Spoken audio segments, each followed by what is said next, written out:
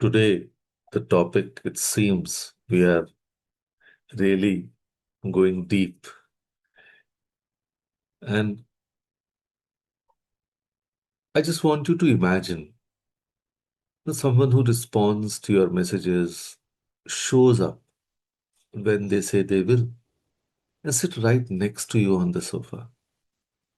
But when you try to share something that matters, something vulnerable, they suddenly need to check their phone or change the topic or just say you are overthinking again.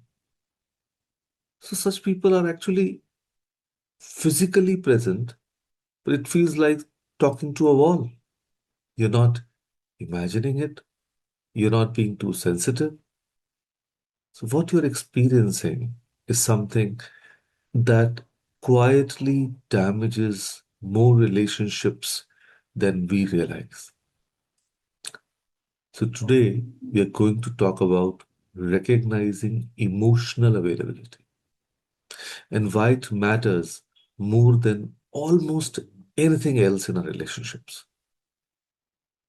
And here's the truth in one line: an emotionally unavailable person is present in body but absent in heart.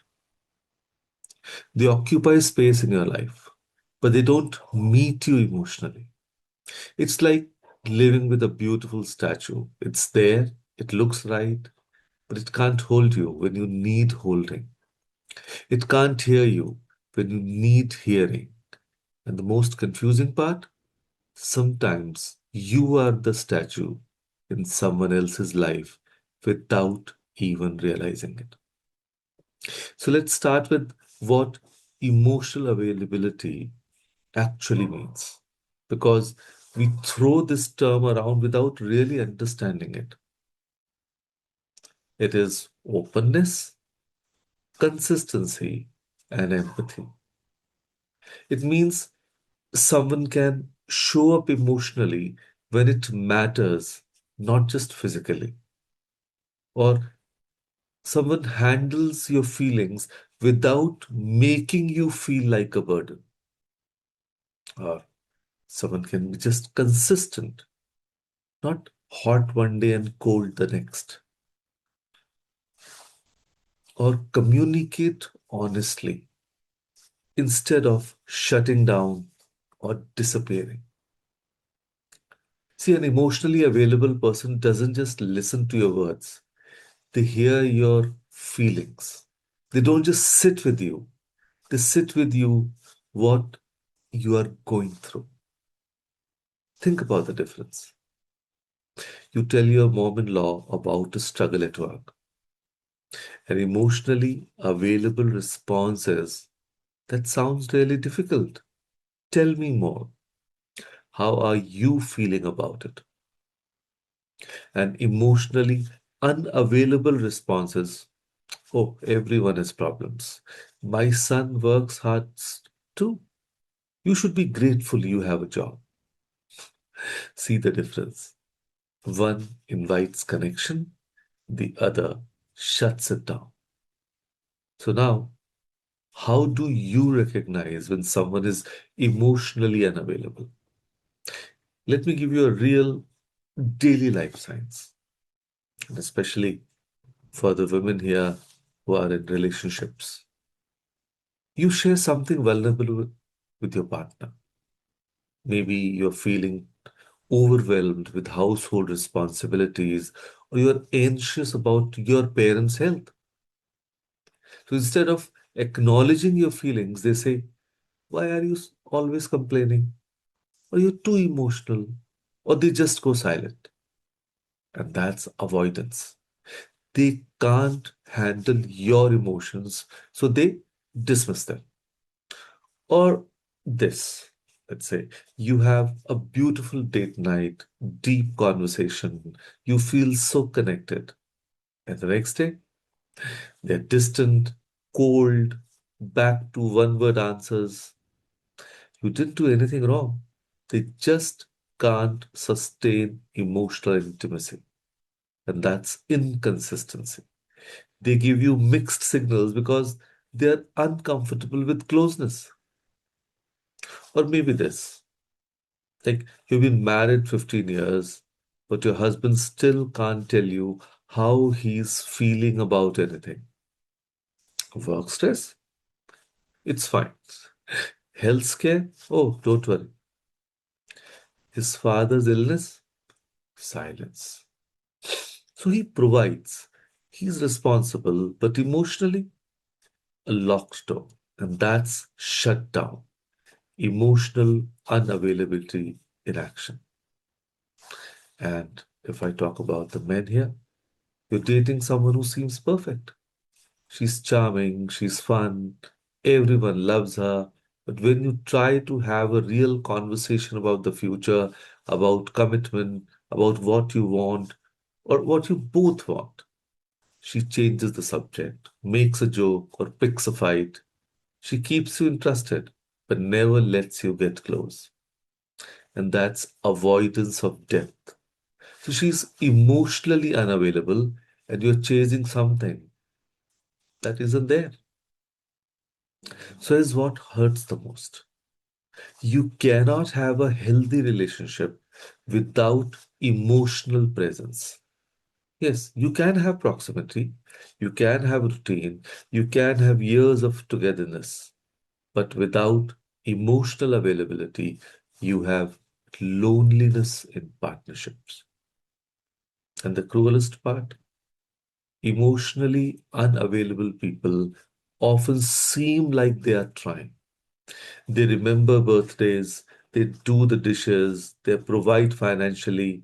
But when you need them to show up emotionally, when you need vulnerability, empathy, real connection, they are gone. So it's like being hungry and someone handing you a picture of food. It looks right, but it doesn't nourish. So before we judge, let's understand people aren't emotionally unavailable because they are bad people. Usually, it's because they were raised in homes where emotions were punished or ignored. Yes, like boys don't cry, stop being dramatic. So they learn to shut down. Or they've been hurt before and decided it's safer to not feel deeply again. Or they are overwhelmed with their own unprocessed pain and simply have no capacity left.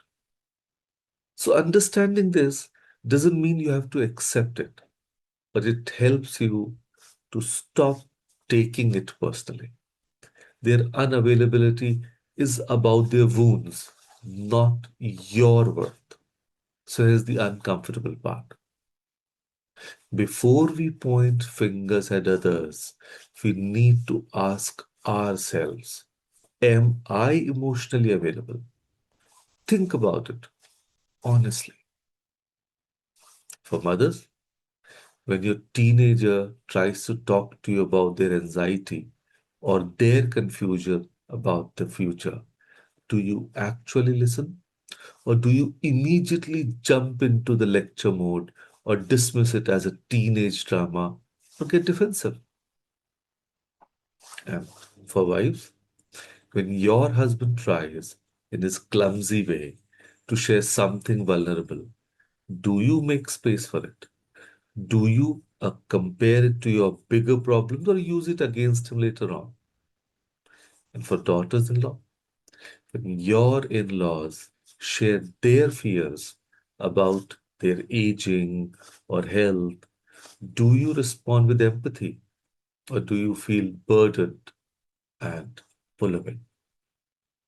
And this is especially for the working women. When your colleague or junior shares they are struggling, do you hold space or do you rush to fix, advise, or minimize because you are too busy?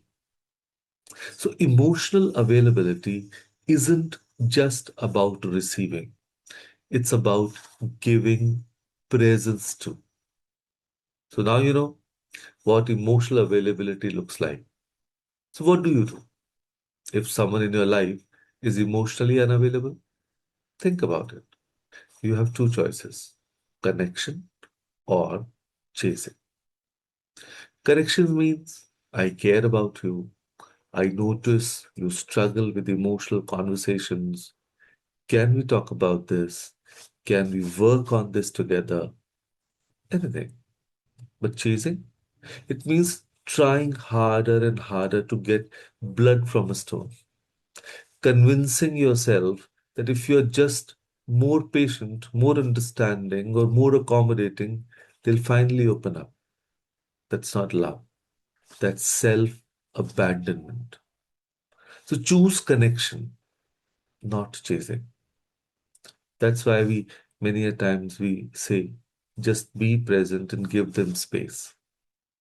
And if they can't or won't meet you there after honest communication, you have to decide, is this the relationship I deserve? So if you recognize you're emotionally unavailable, the first thing to do is breathe. Yes, calm yourself. You're not broken, but you might be blocked. And that's something you can work on. Talk to someone safe, a therapist, a trusted friend, a counselor. Start small. Practice naming one feeling a day. Practice saying, I feel scared instead of I'm fine.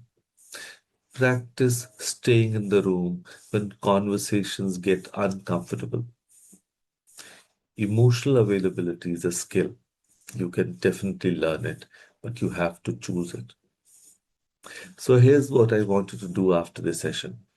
Find a quiet moment, maybe tonight before bed, maybe during your morning chai, and reflect on two questions. One, am I emotionally available? Be honest with yourself. Do you shut down? Do you avoid depth? Do you give mixed signals? Write down one specific example from the last week. Yes. And question number two, is this relationship emotionally balanced? Think of one important relationship in your life. Are you both showing up emotionally? Or is one person constantly reaching while the other is constantly retreating?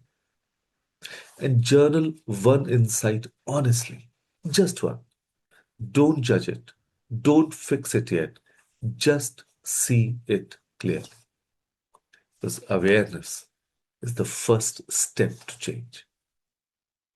And today I'll leave you with this. We don't build relationships with people's potential, we build them with people's presence. So stop waiting for someone to become emotionally available someday. Stop convincing yourself that beneath the walls there's warmth, if only you tried hard. And stop hiding behind your own walls too. Choose to be present in heart, not just in body. Choose people who choose you emotionally, not just practically. And choose connection that nourishes, not just proximity that exists. So you deserve to be met fully, emotionally, consistently. And the people in your life deserve that from you too. So, with that thought, thank you, everyone. Thank you for joining us today.